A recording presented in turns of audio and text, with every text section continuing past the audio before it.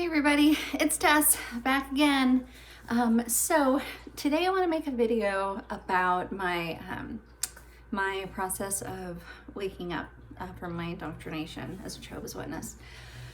So I made a video like that before, a long time ago, like 5 years ago, I think. I don't know, it's my most watched video, so I know that that's what people are most interested in, and I mean, I'm really interested in videos like that too. I decided to go ahead and take that video down and make a new one, and the reason for that is because I woke up in 2007. And the last time I went to a meeting or anything was 2005. I went to the district convention, or one day. So my feelings about things have evolved a lot over the years. And I feel like my feelings about Watchtower and just about my family and my life as a witness have changed a lot just in the past 5 years. So I just felt like it was time to update that video, make a new one, and I don't know, maybe give some healthier advice, because I was kind of in a bad place in my life when I made that video, just in general. And I was kind of feeling very hopeless, you know. I don't know, it's hard to explain, but in my own personal life, I just wasn't very happy, and I was feeling cynical. I guess not hopeless, cynical is how I was feeling. So, yeah, I just want to make a video with that story and just, you know, with a more positive outlook, because my outlook has become much more positive since then. One more thing before I begin. I am at my house today. I usually make my videos when I'm out of town for work, because I'm always like in a hotel room and it's really quiet and you know, easy to make videos. But I am home right now, and I live in Central Texas, and I decided to sit here and make this video so y'all could see outside. So yeah, this is the most snow I think we've ever had in Texas. And this is like the first year I've lived here. And of course, this is what I am experiencing. So yeah, it's pretty crazy. It was way worse day before yesterday. So this is like nothing. The roads are passable at least. But I thought you guys would like to see that, kind of get a kick out of that. So this might be a long video. I'm gonna try to keep it short, but I do have my tea with my cranky cat faces on it, just in case. So, so I was a born in Jehovah's Witness. Excuse me, I'm also having allergies on top of freezing my butt off. So I was a born in Jehovah's Witness, and I feel like the story of my family and myself being a witness really starts with my grandparents. So I think that the best place to begin is with my dad's mother. So she grew up with her mother and an older brother in Arkansas. And she didn't have her dad in her life. And her mom was my great-grandmother.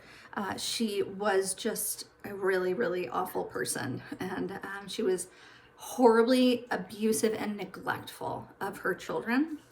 And she never told them that she loved them. She verbally and emotionally abused them severely, just severely. And physically, I believe too. They were kind of latchkey kids. Like, she was never around to help them. You know, they had to kind of take care of themselves, and they were very close because of, you know, they were kind of going through this together. So my great-grandmother, she got remarried, and this man sexually abused my grandmother. And they were married until my great-grandmother died. He was the great-grandfather that I had. I had pictures of me as a baby with him. You know, a child molester. We just go ahead and let our kid hang around with him. And we all knew that he had done it to my grandmother. So anyway, my grandmother, her personality was just very, very demure, and she was extremely victimized. And she internalized a lot of what was happening to her. Very quiet and passive, and would do anything to please her mother. Because, you know, when you live with a monster, you have to learn how to patronize, I guess, or I can't really think of the word I'm looking for. You just learn to appease that monster. There it is. So in, I think, like 1960, my grandmother was 17 or 18, and she fell in love with a boy. And this boy got her pregnant with my dad. So my of course, you know, think about that, 1960 in Arkansas. I cannot imagine. So this is gonna sound crazy. So my great grandfather, he gets a knock at the door one day. I think he was maybe a couple of years older than her. So he was an adult, but he gets a knock at the door, and it's my great grandfather with a shotgun. And he says, "Get in the car." And he got in the car, and there's my grandma pregnant with my dad and my great grandmother, and they drove to Oklahoma, and they forced him at gunpoint to marry my grandmother. It was a real shotgun wedding. And they went to Oklahoma because there was like no waiting period. So they got married, and they abandoned my grandfather there in Oklahoma. They didn't take him back to Arkansas. I don't know how he got home. And went down to the courthouse and forced my grandmother to go ahead and divorce him right away. My grandmother did not want to divorce him. I'm sorry. This is why I don't do videos at my house, because I have cats and they're apostates too, and they just really, really want to be in these videos. So I'm sorry about that. So anyway, my grandmother was in love with him, and she was forced to say goodbye to him. And you know, I think at this time she was like 18 or 19. She didn't have to do any of this stuff. She could have he was in love with her too. They wanted to be together. And my grandmother was so controlled by her mother that she just did whatever she told her to do, completely out of fear. It's a really sad story. So my dad is born, and she lives with her mom and dad. Her brother had been married a couple of times, but their mother, who was also extremely horribly racist, would she would call him up one night and say, like, the spirits have told, because she thought that she was a medium, you know, like a spirit medium. She was just crazy. The spirits have told me that your wife has in her bloodline is black, like she has African American in her bloodline somewhere, even though she's just like some white lady. And you have to divorce her right now because of this. I'm sorry, my family, that woman, she was a horrible person. So he would divorce them because mother told me to. That woman was crazy. She always believed that she could talk to spirits. And we, as witnesses, like when I was a kid, we believed her. We believed that she was talking to spirits. And the biggest reason was because she always had one spirit that she spoke to the most. And that spirit was named Nancy. And she had been speaking to Nancy for decades. She had been speaking to, Nancy was her best friend since my grandmother was a kid, and Nancy continued to be her friend until she died. She kept a Ouija board with her at all times so she could talk to Nancy. She had to go to California, I guess in the 1950s, to get electroshock therapy. She used to throw like parties, and she would levitate tables to like entertain people and stuff, which, you know, my grandmother, if you think about it, in the 1950s, there's no internet, okay? I don't even think she had a television. She lived in in dirt in Arkansas, and she sees her mother levitating tables, and she talks to Nancy all the time, she's going to believe that this is real, that her mom has powers. So, I mean, she really believed it. She believes it to this day. Now, what I know is that table levitating, things like that, those are party tricks, you know. They're tricks, and she may have been an evil bitch sent from hell, but she was no idiot. She was very, very smart, very shrewd. So I think that she was speaking to people. I think she was schizophrenic because she very well fits all of the, everything I know about schizophrenia, which isn't a lot because I'm not a doctor, but everything that I know about it, I kind of feel like she was a schizophrenic. So anyway, she was just as nasty as she could be. So they moved to another state. My dad is a little kid, and my grandmother starts working in this office, and she meets a new man who she would eventually marry, and he would be my grandfather, my papa. He adopted my dad. He was a wonderful guy. He was a really, really nice guy, and he loved my grandma so much. So she married him, and her mother tried to stop her, but she needed to get away from her mother, get her child away from her mother. So anyway, great grandma calls her once in the middle of the night and says, the spirit, Nancy told me that he's sexually molesting your son. I don't believe that happened. I just don't. Nancy told her everything that she could to get her kids away from, their partners and bring them back to her. So that wasn't happening, but my grandmother believed it. So right around this time, they get a knock at the door, and it's Jehovah's Witnesses. And the plot thickens. So my grandmother and my grandfather, like right around then, had started, studying with the Witnesses. And she threw him out of the house around the same time.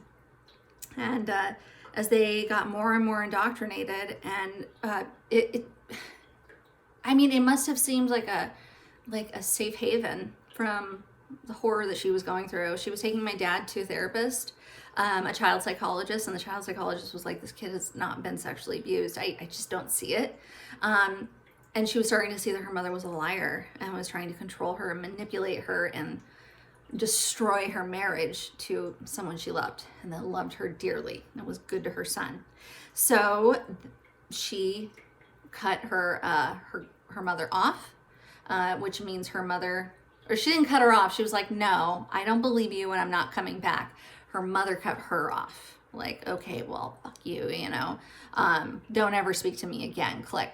And they became witnesses big time. So my grandfather, my papa, the man that was my grandfather, he had kind of been through a lot too. He was just like he'd been abused a lot too when he was a kid and abandoned by his mother. And he was just, he had a lot of baggage. Nice guy, but a lot of baggage. So he very much wanted to just be super elder, right? And he became an elder really, really quickly. And they have their next child, which is my dad's older brother. So they became witnesses when my dad was 5, and then they had my uncle right after that. So he was always pretty much a witness. So my grandfather was kind of a hard ass elder, and this was, in the mid 60s, late 60s.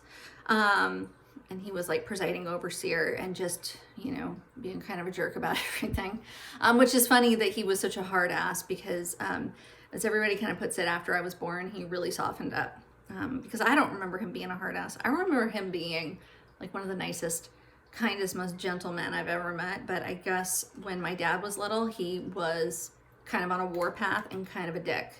So, and like probably 1970-ish.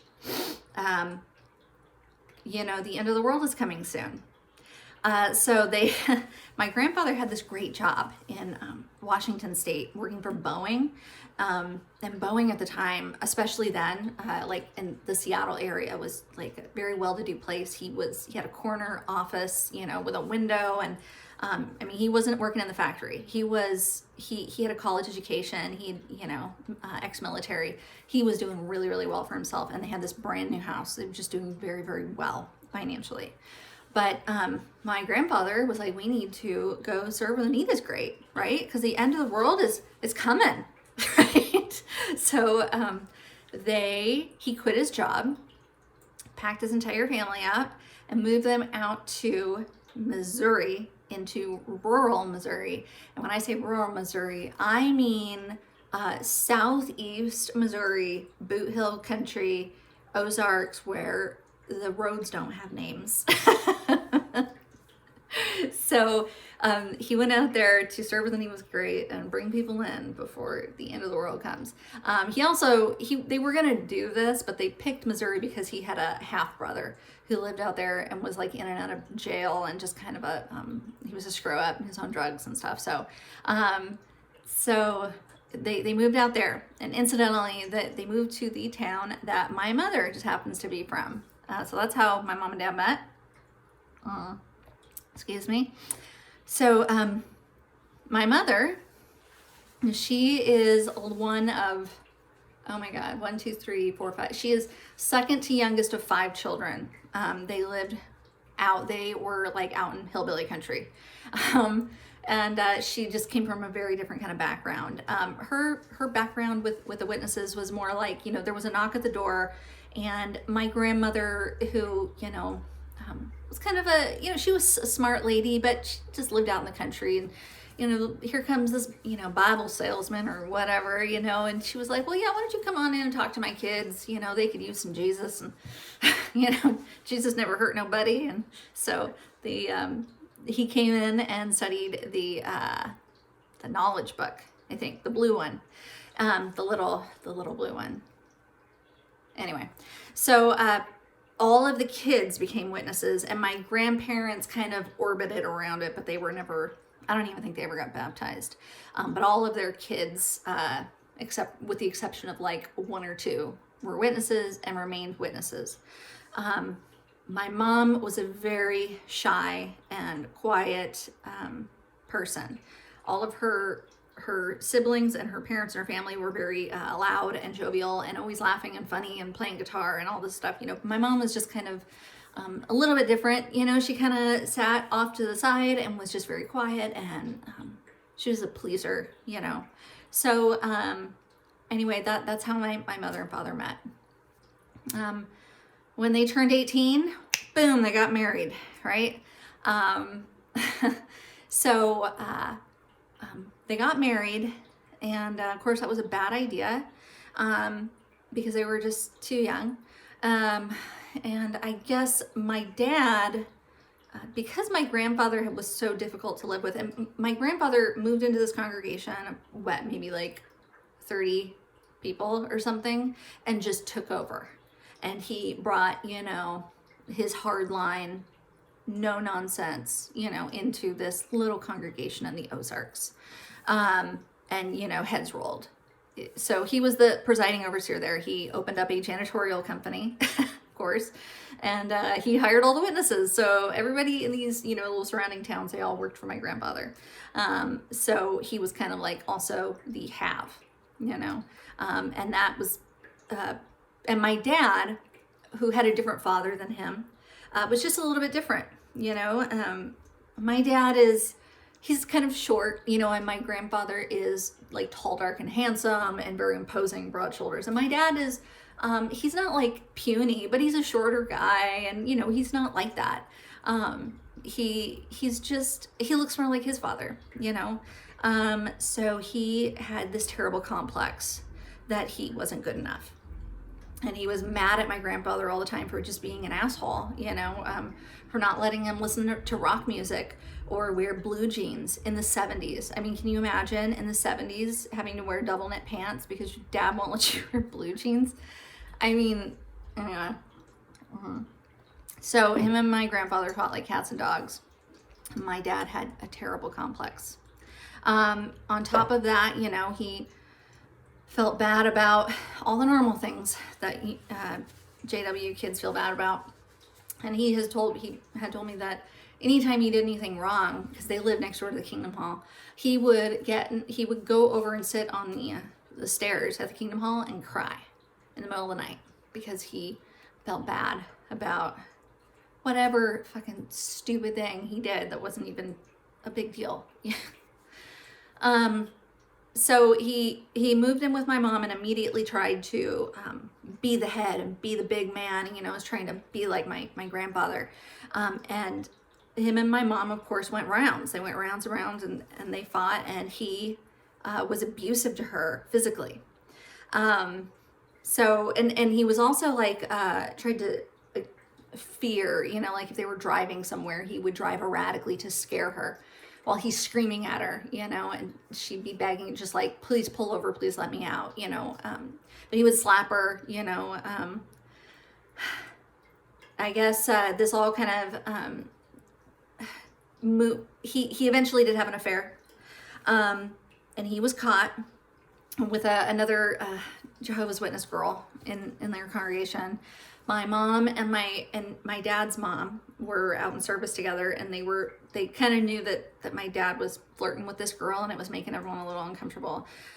So they drove past, the road to this girl's house, and my dad's car was like parked out in the woods, like trying to hide that he was there. So anyway, he got caught, and he got disfellowshipped. So around this time, my mom was like, you know what, I'm leaving.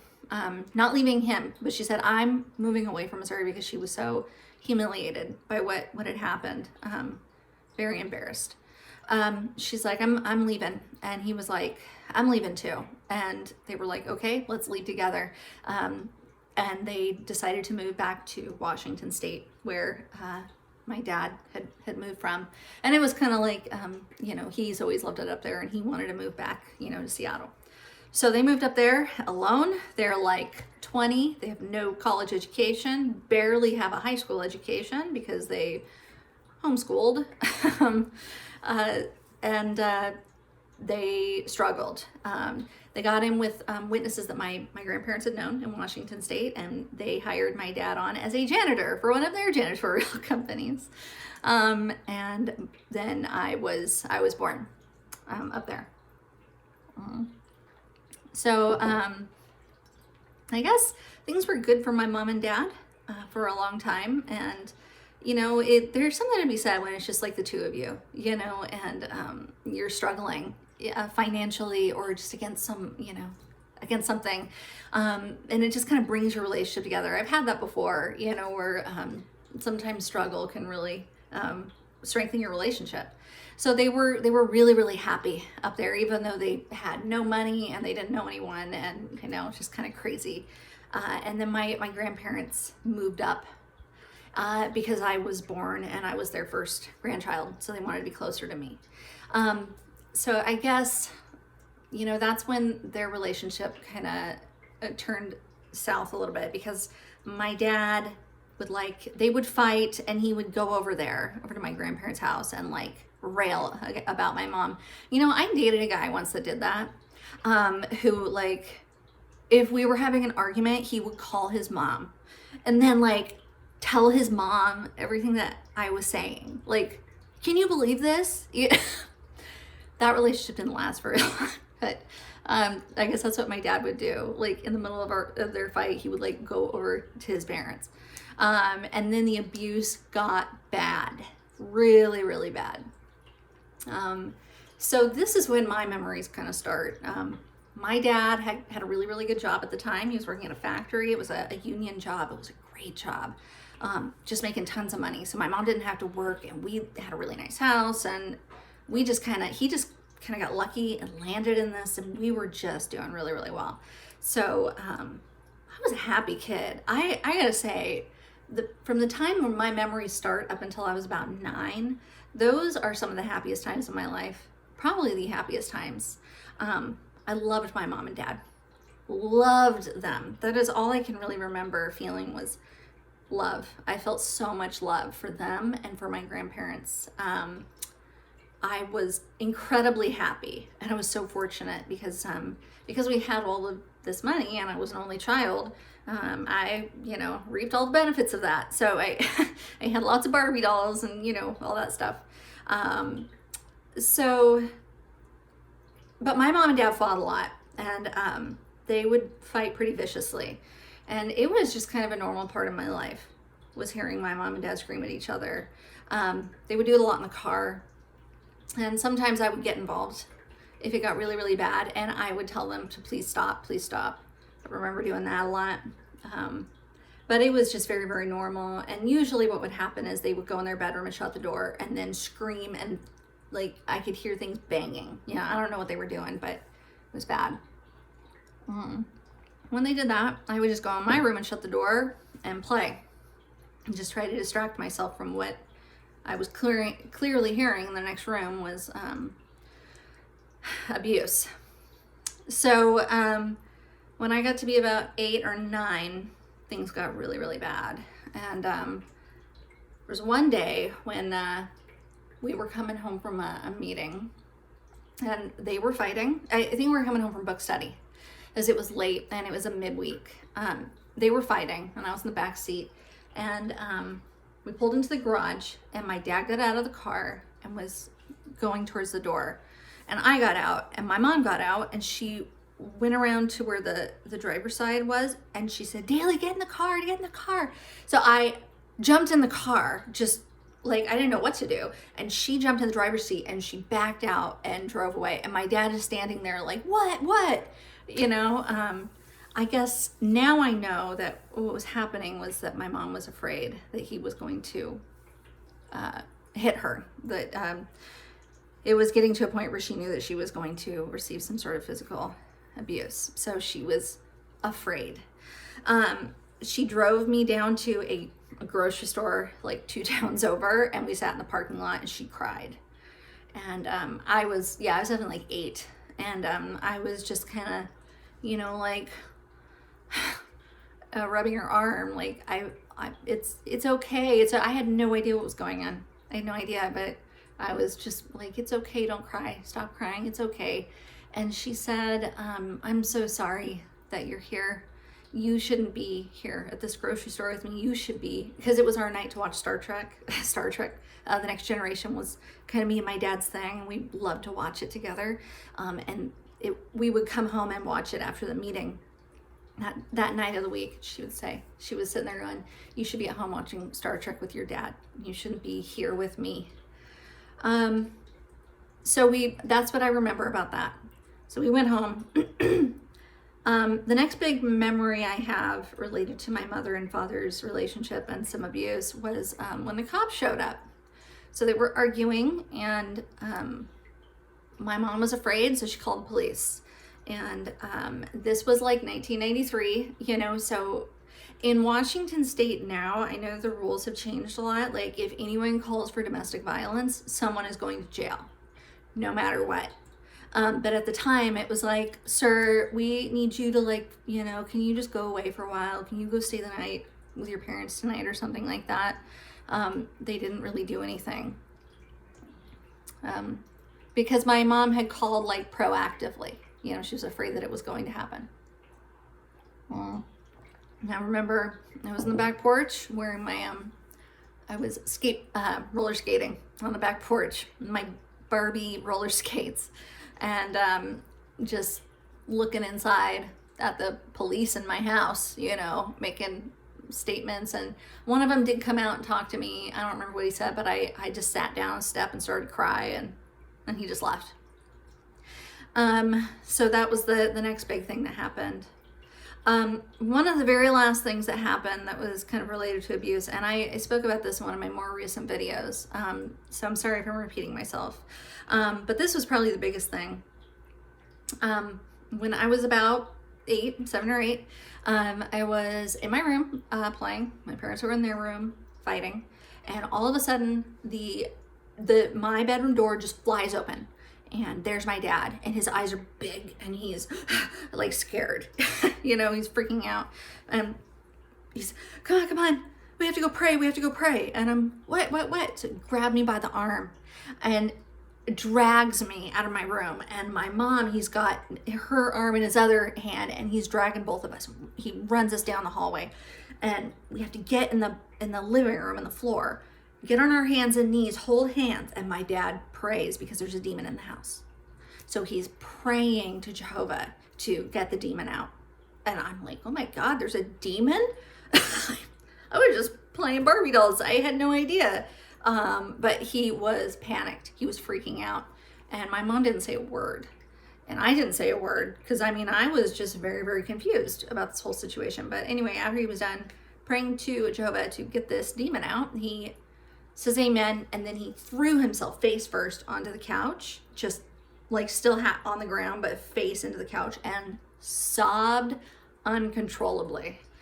My mom just got up and went back to her room and shut the door and locked it, and I was just left sitting there in the living room floor like, what the hell is going on here? Yeah, that was a really weird thing. And as it turns out, which I found out many years later, what had happened was my dad had hit my mom. He backhanded her out of anger, and then thought a demon must have made me do that. Instead of just, taking responsibility for his actions, no, a demon must have made him do it. So anyway, that was the last thing that my last big memory related to what was actually going on with my mom and dad, because they kept it very, very hidden from me outside of the fights in the car. What was really going on was very hidden from me. And again, I was happy. I was super happy. So they did a really good job of hiding that. So when I was 9, my dad went on a business trip. He went to Chicago for a business trip. And while he was gone, my mom decided that this is when she was going to escape. So she packed up the house. We got our my aunt and uncle came out. An aunt and uncle of ours from Missouri had come out and helped her pack up the house. And she was just going to move out to Missouri and run away.